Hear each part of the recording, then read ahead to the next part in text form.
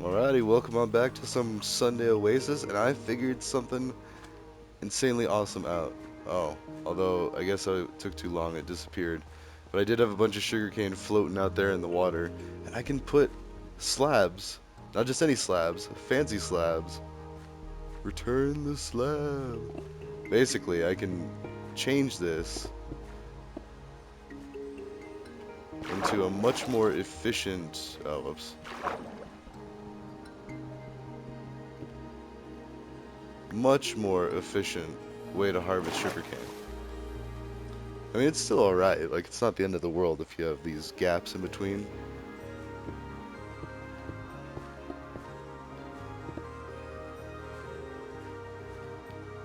What? Why?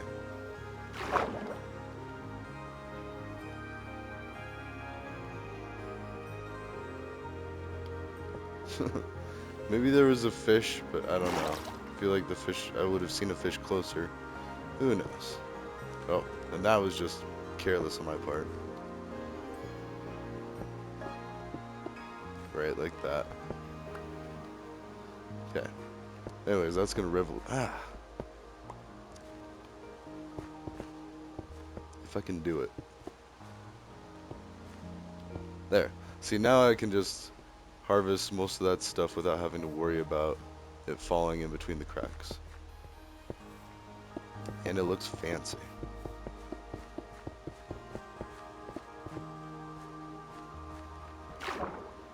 Okay. I can quickly, like, at a glance, see if I have any mistakes. So, looks good. We can also do it this way. Oops. Like that one.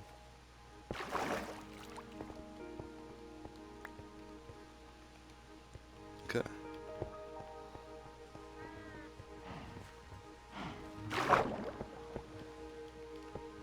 Oh, that's one. Ah.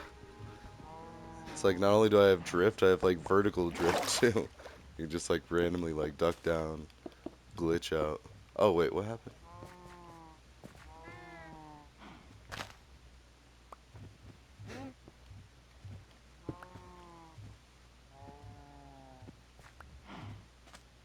Don't know what just happened.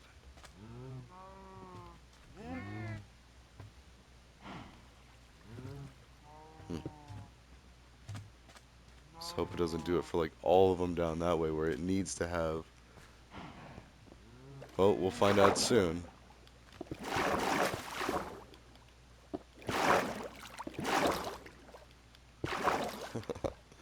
This is gonna be interesting. This very well could implode on us. That all of these sugar canes will just start breaking. Oops.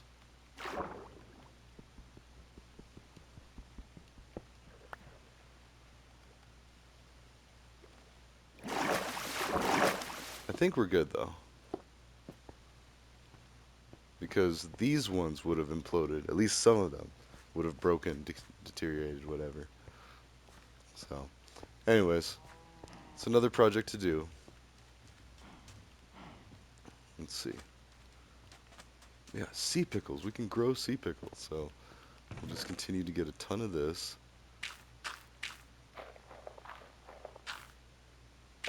Hmm.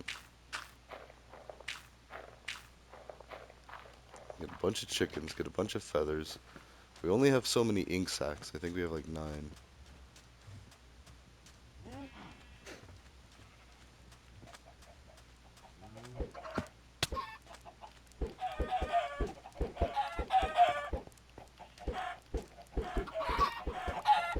One time I had a fire sword, and it would actually cook the chickens, well, it would cook any animal as you killed it, and it was pretty cool. It's like normally you have to like put these in this oven, you know.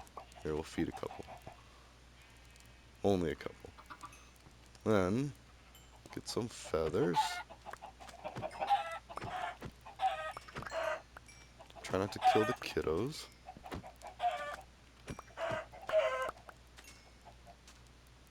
Okay, 9 and 9. Let's try to get a couple more. Very abusive with the chickens, I apologize. But not sincerely. I mean, they're robot chickens. Ha! See the name drop? That could be an advertisement for that show. from Seth Green, I believe.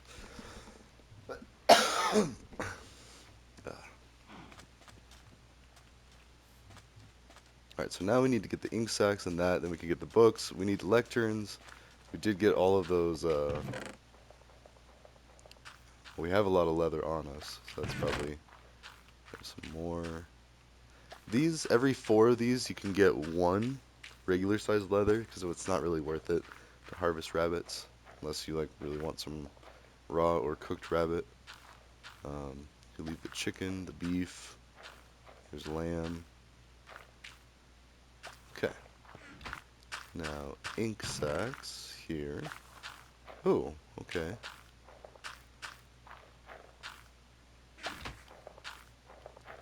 So we want all the books, as many of these books as we can do. Oh, we have to do it one by a time. Okay. Now,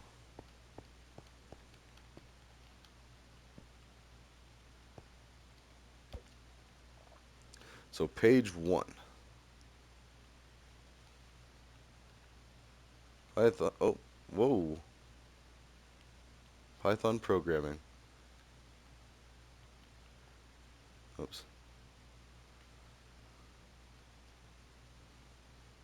Um, oops.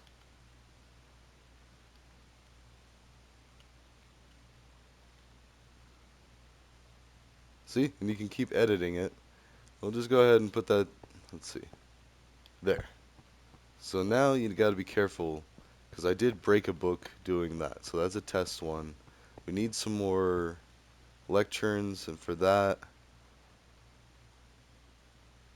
okay, we do have 12 books. We need some wood. Let's just get some of that. My son was like, ew, gross. Got all this birch. It looks all cool in the city pack. It's got like the cool textures, but um, it's kind of an ongoing joke with YouTubers. They don't like birch and they don't like diorite, or at least Waddles doesn't. So, okay, so we have that, we have that. We need basically all of those. And then we need planks. Let's go ahead and put back this kind of wood. Or slabs. And then lecterns.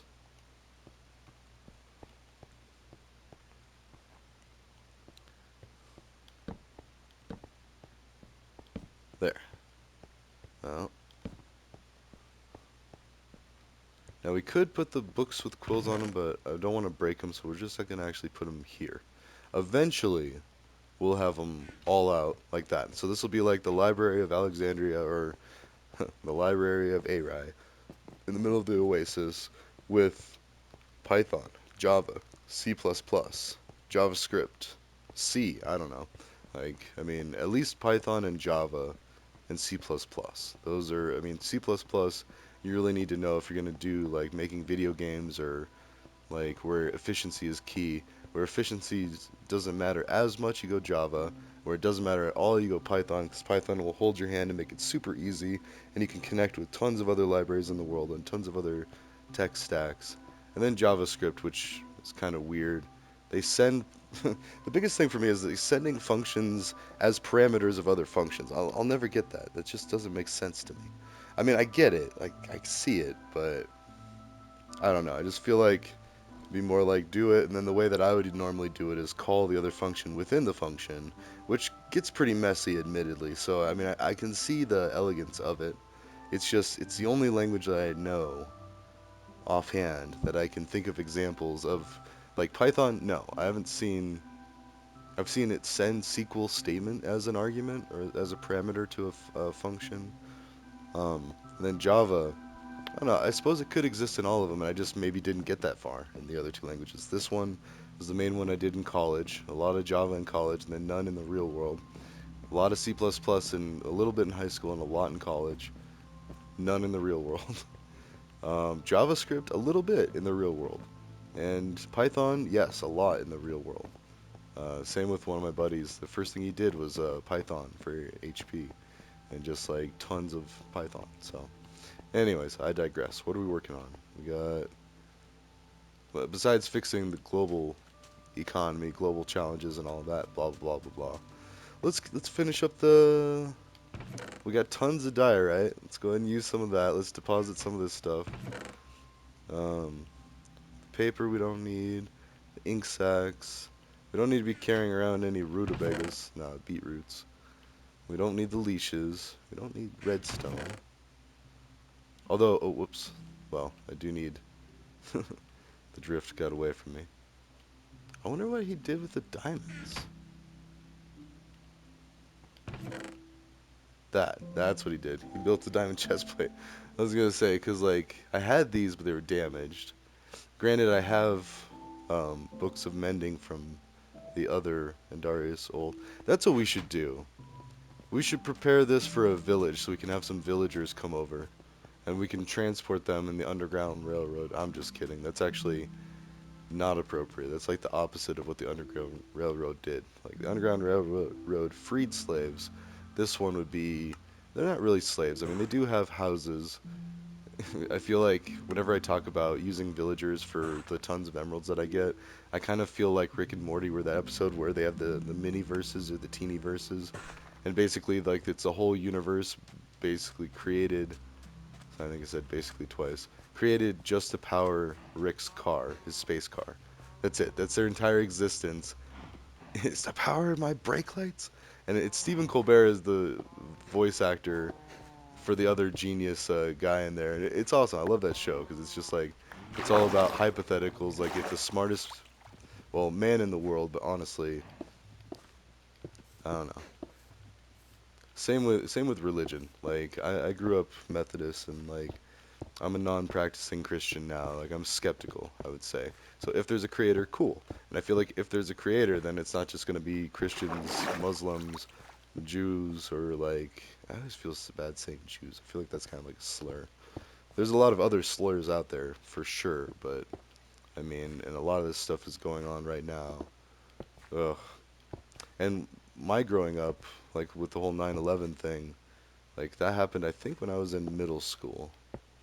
Yeah, because I remember the teacher that I had was I think seventh or eighth grade, something like that. I'm aging myself there, but middle school. So you got like a 1 in 3 chance of knowing how old I am off of that. But basically, from then on, I was skeptical of Middle Eastern people. Like, didn't matter where you were from. It was like all Middle Eastern. And now India has a thing against Pakistan, and so because I was helping somebody get an Indian e-visa, and like they really ask you about Pakistan, because they really don't like Pakistan right now, or whoever's in charge. And so, and that's on them. Like, I mean, if that's their freedom, their will, like to run their country like that, it's a hindrance. But and even then, I think even if you are involved with people from Pakistan, it's not like a automatic no go. It's just I think they would rather keep an eye on you or something like that. I don't know. Be more aware. But anyways, no worse than what we do here. I mean, I had a friend who worked for the CIA in college that he would screen people coming over, because there is concern. I mean, from anyone from outside the U.S. Like, but the cool thing is a lot of the people that I knew um, did learn a bunch of stuff here in the U.S., CSU specifically, and then brought it home. That was the whole point of studying abroad. They came here to study. They learned a bunch of like really wonderful engineering topics, computer science, everything. I mean, and then they go home, and that's it. Like, no, that's not it. The world gets better, and through enhanced communication technology, sharing of ideas. Granted, we're selling ideas now. Like, people come here to study. They pay a lot of money, a boatload of money to do so, and and that's one of the things that I found out pretty quick was a bunch of my roommates were just as poor as me, and that was refreshing because I was like, I thought all Saudis were just like loaded and just filthy rich, and it's like, no, no, a lot of them are pretty modestly, like I mean, they're not poor poor, like they have to be kind of wealthy to be able to afford to come out here to study, but at the same time, they got all the insane expensive costs of studying that I do, and I've still got student loans at the wazoo. Biden keeps trying to forgive him and give me back my money, and like the Republicans keep like, no, you gotta pay, and ugh, even though the interest on a lot of these student loans more than covers the actual cost of the loan, and that's just bad business in my opinion. Like money markets shouldn't even exist for the most part. Like the stock market is garbage, and why?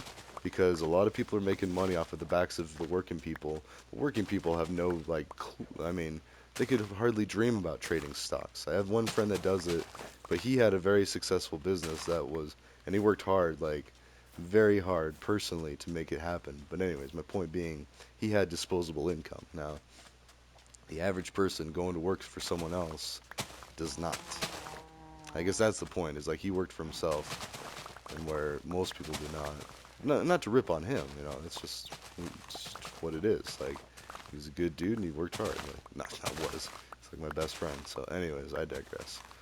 My point is the average person can't be playing the stock market, and even when they do, it's like they get ripped off. Like the Wolf of Wall Street might not be a complete reality today, but you've got hedge fund managers and all these Wall Street people that are just filthy loaded, making tons of money for like not doing a whole lot of much. Like definitely not backbreaking labor, definitely not improving much. I mean, yeah, they're making money, they're spending money, sure. Like, yeah, that's a big wash. It's like the whole trickle down theory is like, yeah, make sure that the people making the jobs have all the glory and have all the business and have all the wealth, and then they let the workers, they allow them.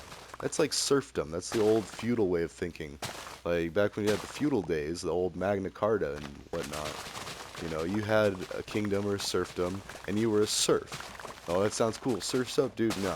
You were a peasant that did the work of the land, made the food, grew the food, like dealt with the animals, picked up pig slop and, pig feces and cow feces, smelled horrible day in, day out, like crap, basically. And that was your life. And you were lucky to live like that. Oh, because the king would protect you from other knights that would come through and try to kill you and take the stuff that you did. And it's kind of like the bug's life with the grasshoppers coming in and trying to take the food that the ants prepared, and then they messed up and they lose the food, and then they have to fight the grasshoppers, and it's a whole thing. Well, that's basically human nature as well. If humans will try to get their needs met one way or the other. And one way would be to grow the food themselves begrudgingly, but living in a serfdom or what have you. Now, everybody has the power to grow food, and that's where I feel like we're heading next is individual household kits for growing your own produce. And I've seen machines and setups like that. One advertised by this really cute little blonde girl, lady. Well, I don't know what she looks like, early 20s, basically like a kid. But anyways, um, she's attractive enough to make it memorable, but it's a growing kit. Well, not too memorable. I'd have to look it up. And I've seen advertisements for a few different models and brands, and that's just kind of the way things are headed. Like, grow your own vegetables. Now, what people really need to do is figure out how feasible it is, because you can't just grow food. Like, oh yeah, I'm gonna grow a ton of food. You need to realize that there's growing cycles that take anywhere from a few weeks to a few months. I know cannabis takes 3 months, I think, 3 or 6 months. Honestly, I can't remember, but I have it in my mind like that. And so I just know that a lot of the cannabis growers here in Colorado and in Oregon, they have to do that. They have to live by a schedule of like, okay, well, we're gonna have this many plants with this much yield this time. So the same is can be said for your vegetables and your own crops. And I got one buddy who grows his own spices, but he doesn't kid himself saying, "Oh, I'm gonna grow an entire, f- meal's worth of food." No, I mean now he's getting to the point because he's dedicated his entire backyard to doing it. But like before, he was doing more like, "Oh, I'll do some garnish for my food," or something like that. And really, everybody, once more people jump on the bandwagon with that, then it's going to be a really good thing. I should save that for trading. Oh, and let's grow some crops. Ooh, nice. I mean, and this is all you'd need. Like this much land. Well, it depends on how you do it. Like, see, this is how you're growing like actual crops. Like the way I'm talking would be hydroponic. Um, do I have any dirt? Yes. Well, grass, whatever. So 1, 2, 3, 4. Does it reach that? Ah, yeah, I guess it does. A 1, 2, 3, 4, and then out from it. 1, 2, 3, 4. Watch this. It will saturate that far. Anyways, I'm gonna finish doing here.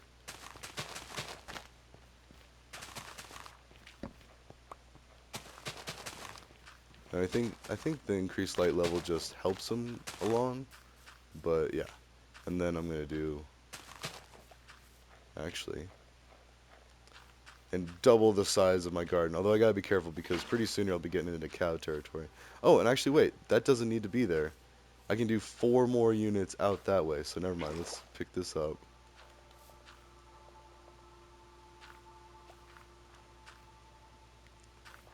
So wait, 1, 2, 3, 4. 1, 2, 3, 4. Yes. And then here.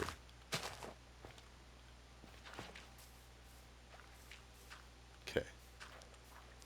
And then I just need another one that way.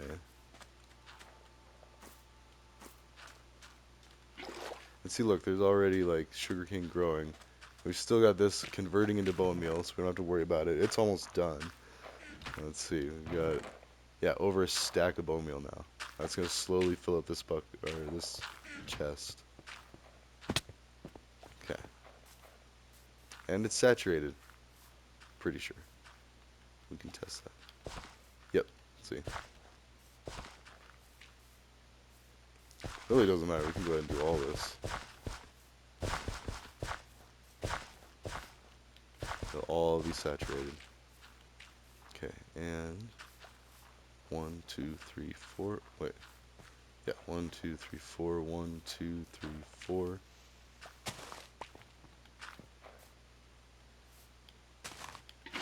There. Now, this entire area, this strip, can all be planted all the way up.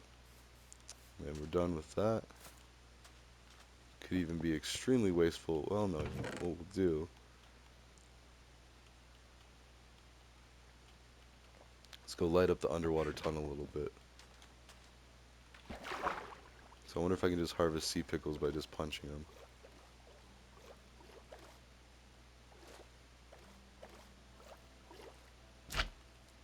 Yes.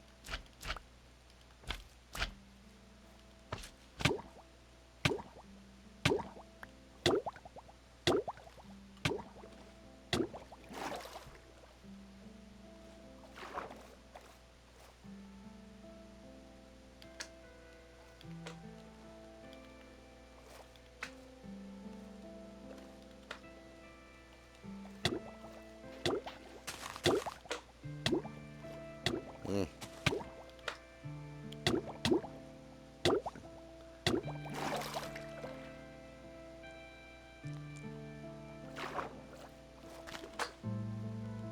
Okay.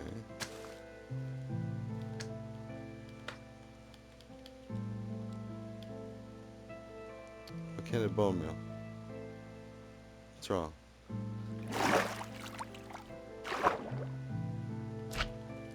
Oh. I thought it bone mealed. Does it have to be on the coral? I wonder.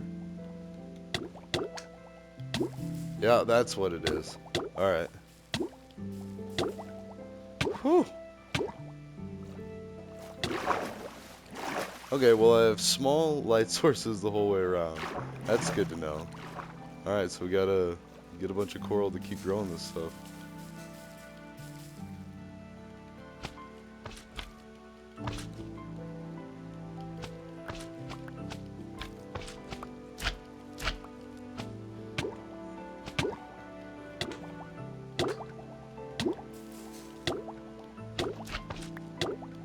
Okay, don't get too distracted and end up dying down here drowning. We have so many sea pickles. There we go.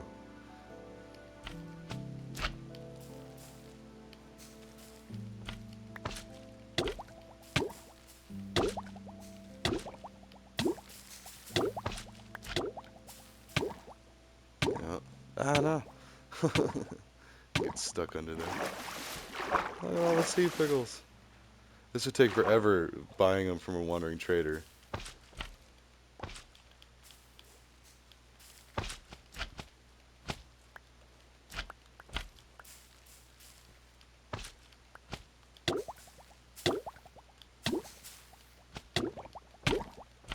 Alright.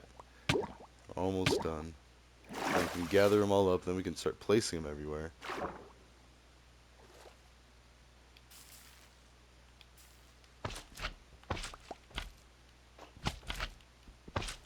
And we'll leave those.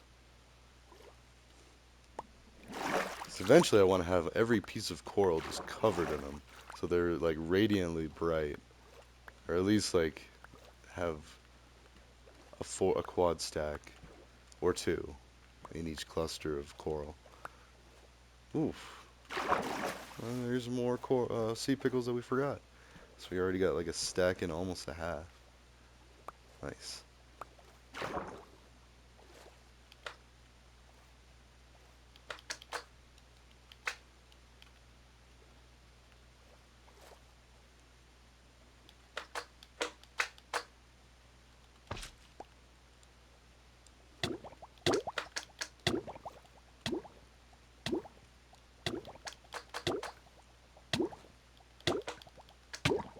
Mm. Oh yeah, it's already looking better. And then we won't stop there. We'll just keep going like all over.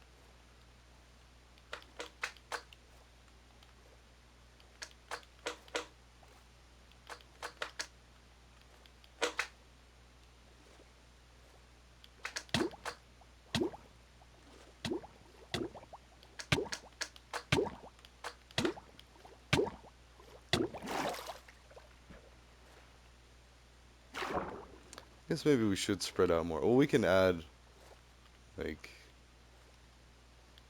when we get more bone meal. This is just for now. Oh, that looks really cool.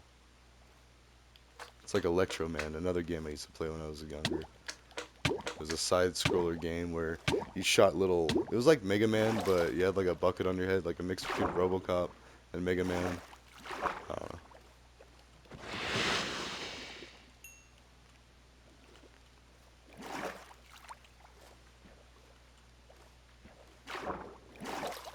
ooh.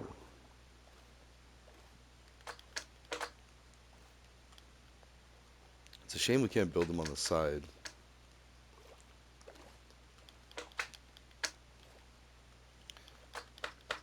Ooh, huh.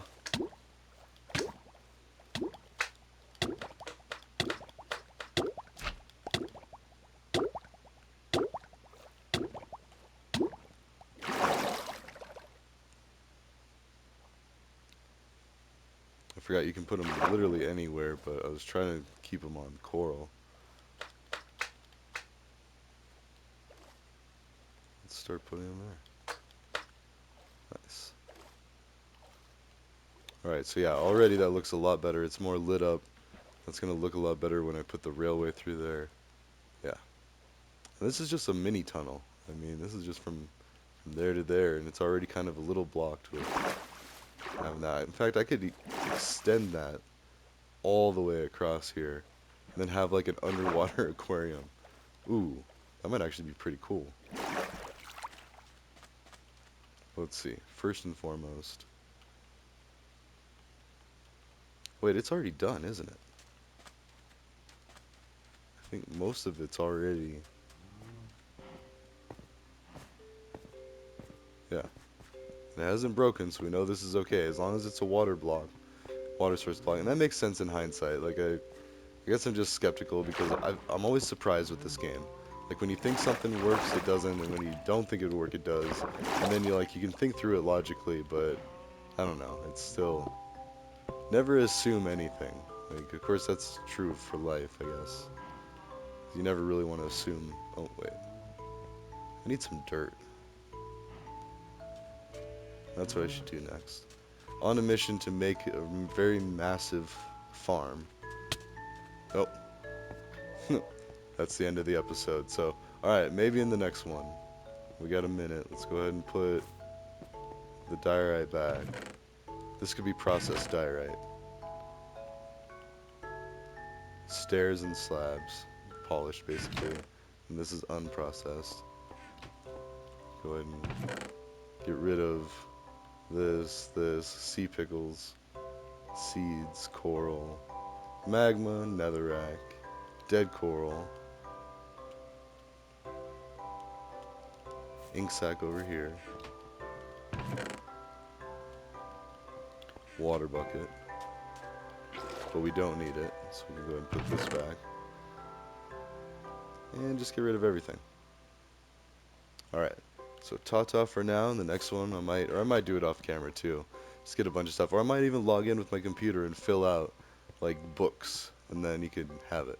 So then at some point I'll have to like download a copy of this world, make it available once I have like a lot of literature done, and then yeah, distribute it onto the world or on the marketplace. I don't know. But ta-ta for now. I will see you later.